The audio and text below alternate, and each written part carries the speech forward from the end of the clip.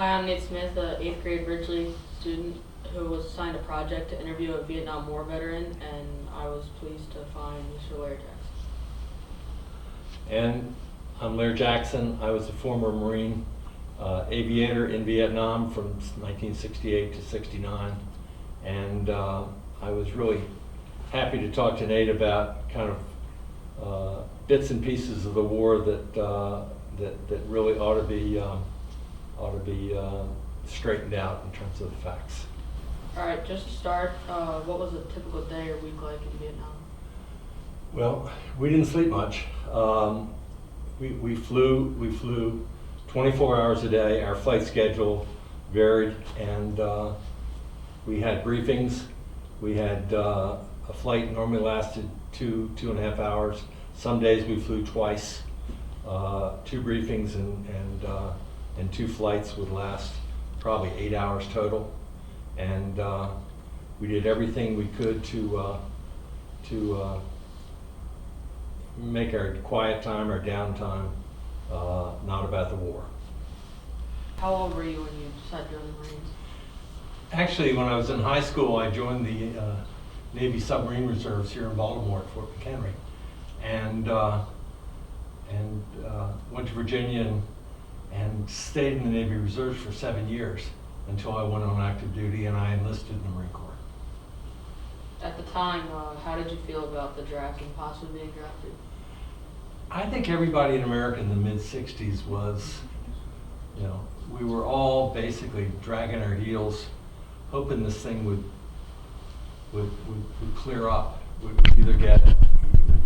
We'd either start to win or we would basically, abandon the project, so to speak. So I think we all dragged our heels. Some guys went to Canada, some guys got draft deferments and went to graduate school, and other guys just joined up and wanted to go fight. Were you personally drafted or did you volunteer? No, I was in the military already, so I could have gone over as a Navy enlisted man, or I could have gone over as a Marine Corps officer. And I stayed in school and did the latter. What were your thoughts and feelings when you first realized you would participate in the war? Actually, you get fired up when you basically all your friends are over there. You know that you're going to be there for 13 months. I kept getting disruptions in my attempt to get to Vietnam. I started over there in January. I didn't get there until March. It took a long time for the plane ride to get there. But once I got there, I landed at Da Nang at 3 o'clock, caught a flight to Chu Lai at 6 o'clock, and went to bed that night, and we had incoming rocket attack that night, and we flew the next day. So as soon as we got in country, we were flying. But the second we landed at Da Nang, and we were taxiing up to the base, there were probably 25 or 30 caskets all being loaded to go back home, dead soldiers. Once you were there, how much knowledge were you given from the U.S. government about why you were there and why you were fighting? I can't remember any specific government knowledge. It was all in the news media. Everybody kind of followed it day by day by day. So we were getting the news, but we weren't getting all the news. There was a lot that wasn't being shared.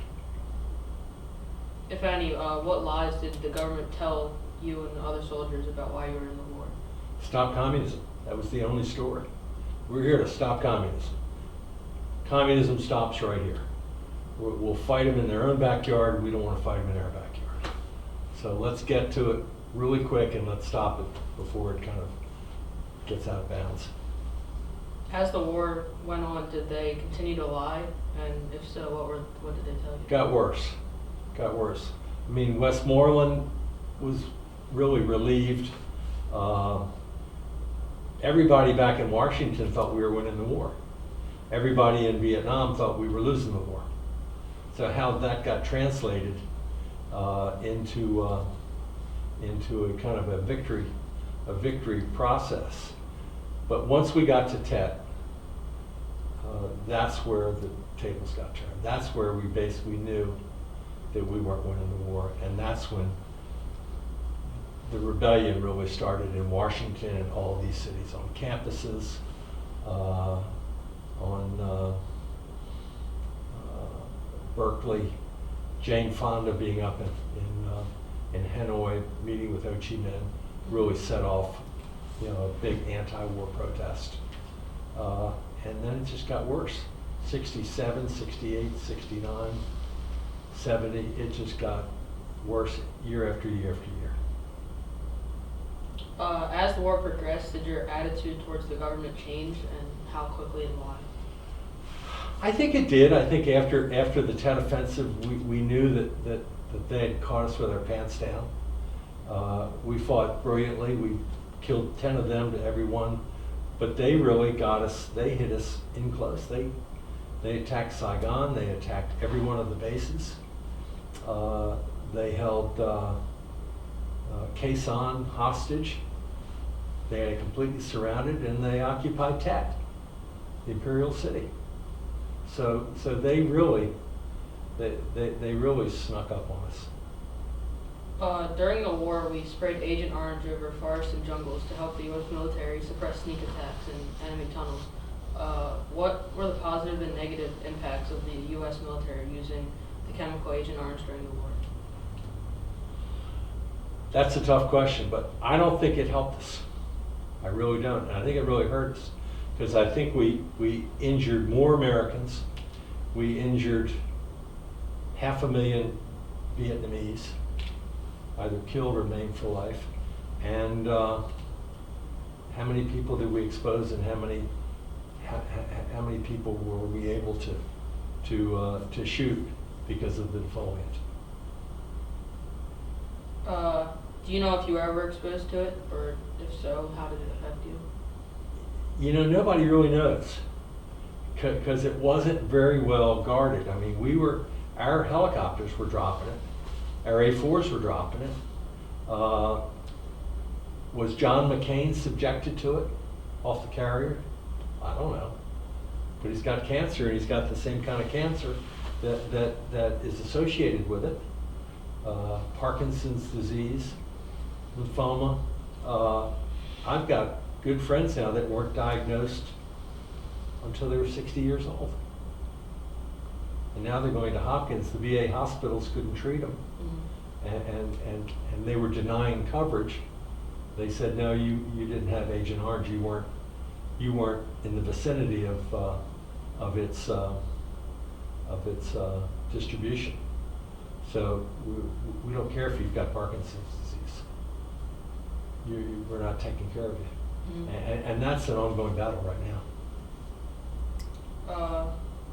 Do you suspect that the government hid facts about Agent Orange for fear of outside public rage, especially veterans, or do you think they didn't know the dangers of it either? Both. But they did. They didn't know the dangers, and they denied it. They said, no, this helped us win the war, but we didn't win the war. This helped us, ferret out, the enemy in jungles, and maybe it did, maybe it didn't. But we used that stuff everywhere. We didn't just use it in the jungles. Mm-hmm. I mean, we were putting it on crops. We were putting it, I'm sure it was spread over villages because we had very, very, very little formal training on its handling. Mm-hmm. When did you return from Vietnam, and when you did, how were you treated? I left Vietnam in December of 1969, and I didn't get back to the States until February 1st. I took some leave and came a long way around. We weren't treated very well.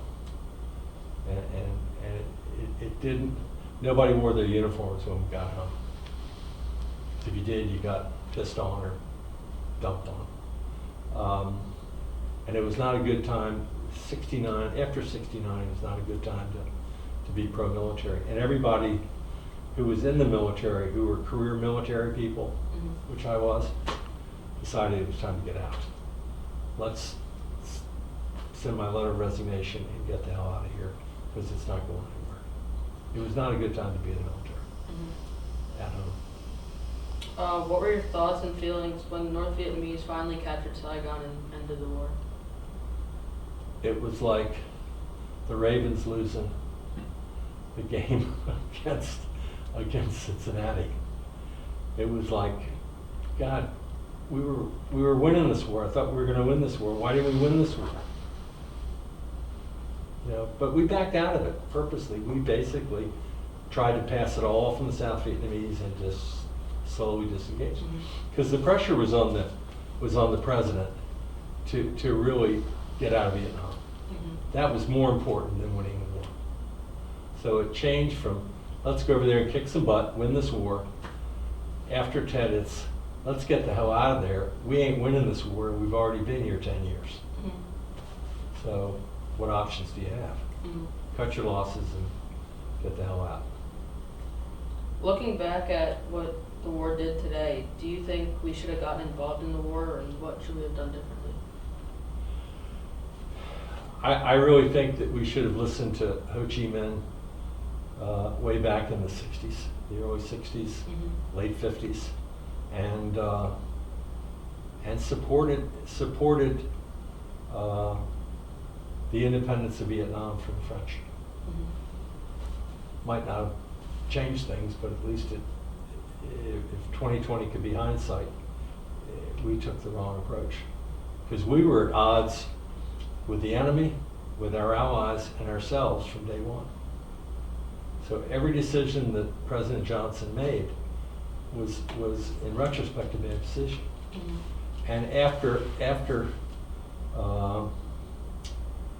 Tet, he and McNamara, Secretary of Defense, said, we got to get out of Vietnam.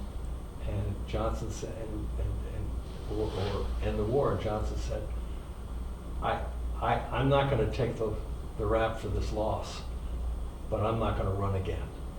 So he let Nixon pick it up from there, and he just walked away from it.